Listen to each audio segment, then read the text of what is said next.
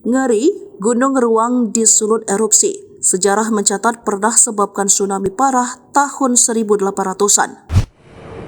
Gunung Ruang di Kabupaten Sitaro, Sulawesi Utara meletus pada Rabu, 17 April 2024 malam. Erupsi tersebut membuat status Gunung Ruang dinaikkan level menjadi awas. Perubahan status terhitung mulai 17 April 2024 pukul 9 waktu Indonesia bagian tengah, dengan rekomendasi 6 km dari puncak. Kini seluruh area pulau tempat gunung itu berdiri terlarang untuk manusia.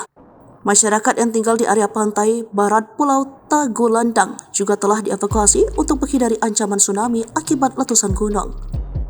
Peningkatan status berdasarkan hasil pemantauan visual dan instrumental yang menunjukkan terjadinya peningkatan aktivitas vulkanik Gunung Ruang, ucap Hendra dalam keterangan resmi Rabu 17 April 2024 malam.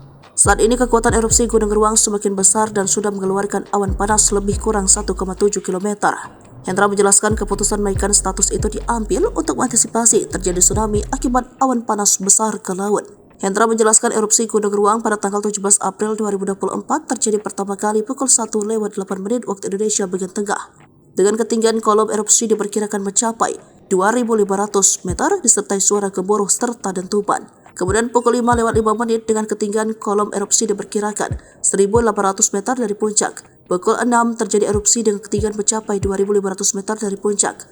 Oleh sebab itu, masyarakat yang bermukim di pantai barat Pulau Tagulandang diungsikan ke pantai timur Pulau Tagulandang untuk menghindari tsunami dan awan panas yang timbul akibat erupsi eksplosif dan Gunung Ruang. Gunung Ruang diketahui sebagai salah satu gunung paling eksplosif di Sulut karena memiliki siklus yang tak menentu bahkan relatif lebih lama. Siklus yang relatif lebih lama tersebut membuat gunung menyimpan lebih banyak material sebelum keluar berupa erupsi. Bahkan, pada tahun 1800-an, Gunung Ruang pernah menyebabkan tsunami cukup parah.